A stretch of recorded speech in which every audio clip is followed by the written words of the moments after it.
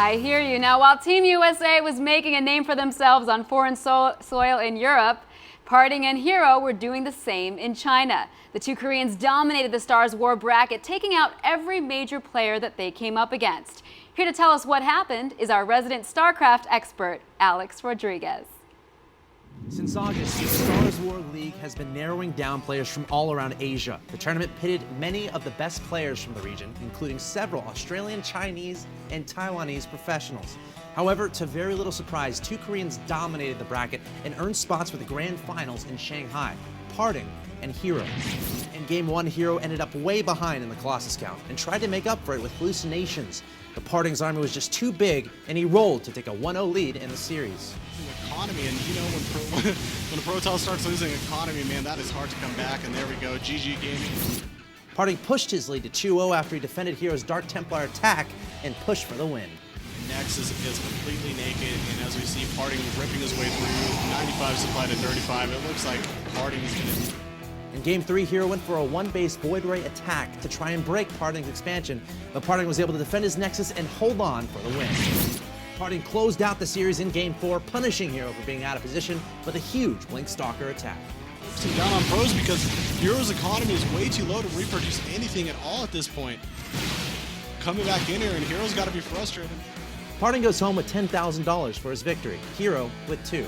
We'll see Hero next at the BlizzCon Grand Finals, where he's guaranteed to take home at least another $5,000. Finally, on Tuesday, we saw the match everyone had been waiting for. Revival took on Naniwa to battle for the 16th and final spot at BlizzCon.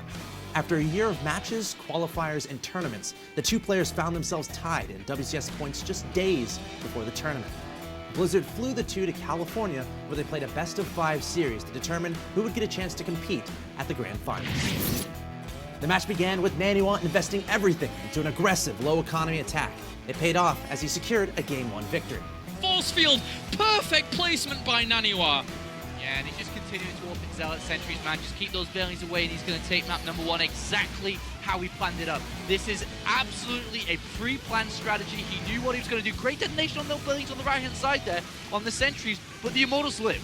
And there's not much economy left. There's not much production left.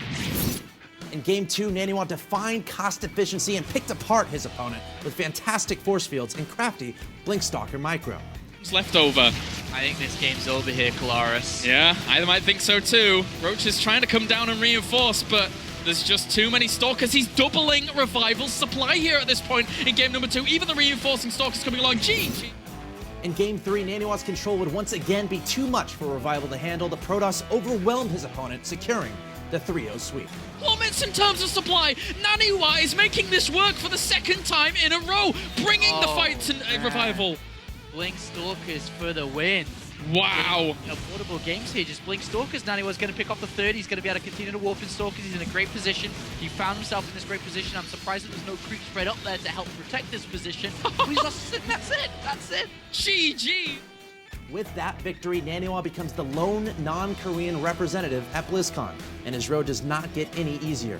His first opponent of the tournament will be number 1 seeded Sulky, who finished second at the WCS Season 3 Finals.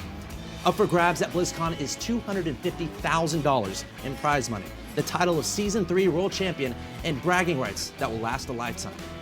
Naniwa said that his goal is to be the best in the world, and this weekend he will get the chance to achieve just that. Guys, back to you in the studio.